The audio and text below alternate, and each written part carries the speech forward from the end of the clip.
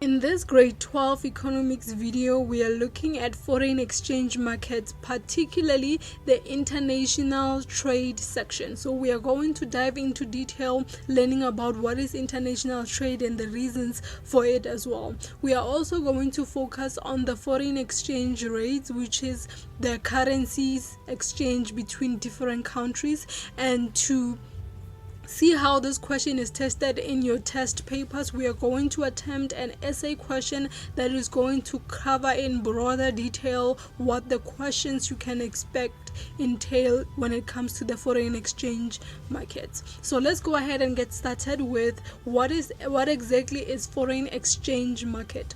What are you looking at and what does it mean when we are talking about foreign exchange market? So in definition, it says that it is a currency exchange market, meaning a market where we exchange currencies.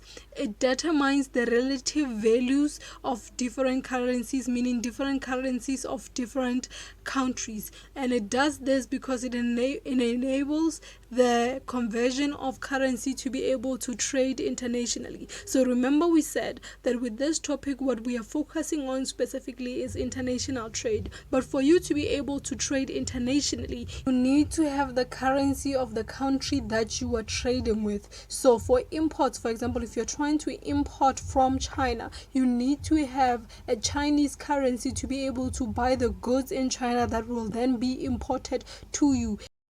Since we are talking about international trade so much, let's go ahead and define what is international trade if you had to define it for a question in your examination. So international trade refers to the exchange of goods and services with other foreign countries. It is as simple as that. You are trading goods and services between different countries. So it's your country and other countries outside of your country. That's what we call the foreign countries. But what's most important is now we need to know, why do countries then do this? So we are going to look at the reasons for international trade.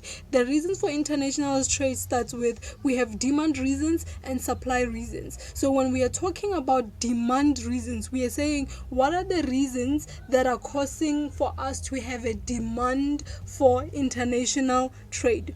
One of the reasons being population size, meaning the size of the population in the country. If the population in the country is bigger than what the resources of the country are able to cover, then we find ourselves in a situation where we would have to import from other countries. Second reason is income levels. Income levels meaning people in the countries are earning enough money. So when you earn enough money, you can be able to buy internationally. Same thing with increase in wealth. When you are wealthy, you are able to import. Then taste and preferences. Some people prefer luxury goods that are in other countries, as our consumption patterns can require us to import from other countries as well. Then we also have supply reasons, meaning what is the reason that other countries would want to supply other countries, or even our country, why would we want to supply other countries? So the reason is natural resources. Natural resources meaning different countries have different natural resources. We may not have particular resources to produce a specific thing, but the other country has, and they are able to produce that thing for not just their country but for more than just their own country. Secondly, we are looking at climate conditions. There are some resources that grow better in other countries than they do in other countries. So those climate conditions force that country to be the one to be the main supplier. Labor resources as well. We're talking about countries that have more skilled laborers than we do, just as they could have better technological resources than we do. And then we also look at things like specialization. Specialization means you are able to produce that thing in bulk, so you have what we call economies of scale. So let's look at an essay question and see how that question is going to look when you are in your test paper. So you know that for our essay question in economics, you usually find it in your question paper, which is in section C. You are usually given a structure that has an introduction, a body, and a conclusion. In your introduction, I always say that you need to find a term that you need to define, and then in your body you need to list some subheadings and answer them in bullet form, and then lastly in your conclusion you are simply giving your opinion. So let's look at a question and see how we are going to apply that. So we have question 6, economic pursuits. If foreign exchange falls under economic pursuits, and you will see it says discuss in detail the reasons for international trade, which we were just looking at, except now we are going to have to discuss them. And then it also says how can currency rand depreciation affect the economy. So here we are looking at that currency. If the currency that you are trying to buy reduces, how is that affecting the country? So let's start with our introduction. We said we are defining, so we will define international trade because that is part of what the question is about.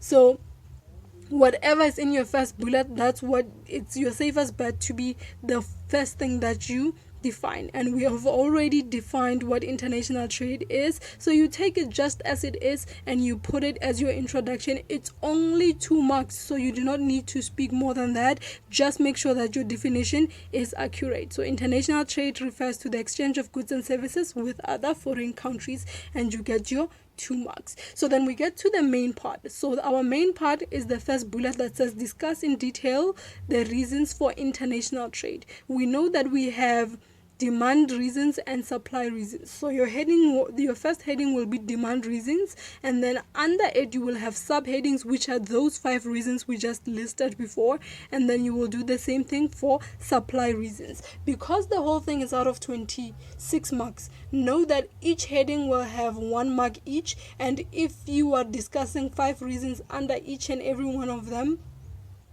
with 1 bullet point per reason, you are going to have more than you need. So you only need to discuss 1 bullet point per subheading, unless of course you can only remember 3 out of the 5 headings. Then you will have to put 2 or more bullet points under each subheading for you to be able to cover your 26 marks. So make sure that you do your calculation to see how you cover your 26 marks. So you will see here in demand reasons, we have those same reasons: population size, income levels, increase in wealth, taste and preference, and consumer pattern. The only thing that we've done now is we've put 1 bullet point to explain what do we mean by population size, which is those things that I was speaking about before, but this time we've just written them down so that you can understand that population size, we're talking that a bigger population size leads to increase in demand.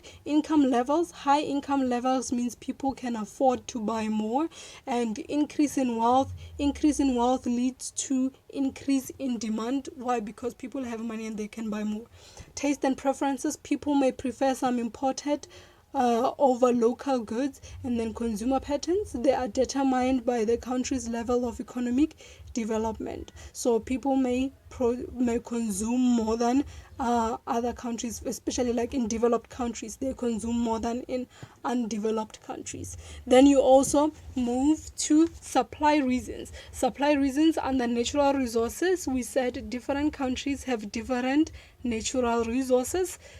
Climate condition, production is controlled by different climate conditions. Like we said, the better the climate conditions are suited, the better you can produce. And then labor resources, some countries have more high skilled laborers than others. So by labor resources, basically we are talking about the workers we can employ. And if a country has more skilled laborers, it means that what they are producing will be quality work than in countries where the laborers is consisting of unskilled laborers. Then in technological resources, some countries have better technological resources than others. So particularly here we are talking about countries that are more developed than others, like your Germany and USA. They will have better technological resources because they simply have this capital to be able to invest in buying better and more advanced technological resources. And then specialization is where countries can take advantages of economies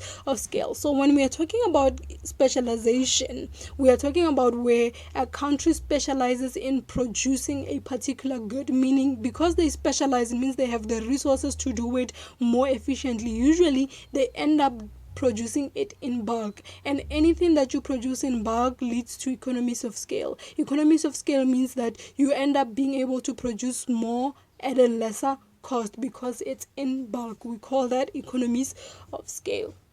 Then we move on to our additional part, which is the second bullet that said, how can currency in bracket rand depreciation affect the economy? You see that it is for 10 marks. So the way we are going to structure it, we are going to have positive effects, and then you're going to put 3 points under it, and negative effects and put 3 points under it. Why? Because each point is worth 2 marks. So for the 3 points each, you are actually going to have 12 marks. So you know that you're safe. You will be able to cover that 10 marks. If you do anything less, you might not be able to cover it. Unless you do 3 for 1 and 2 for 1, then it will be exactly 10 marks. So for positive effect, we are now discussing the foreign exchange currencies. So we know that if it's a depreciation, meaning the value of the rand has gone down, the positive effect of the value of the rand going down is that it can result in higher exports, as the rand will be cheaper, meaning other people in other countries can afford to buy more in our country. Local businesses will have more overseas investments because it will be cheaper to invest in our country.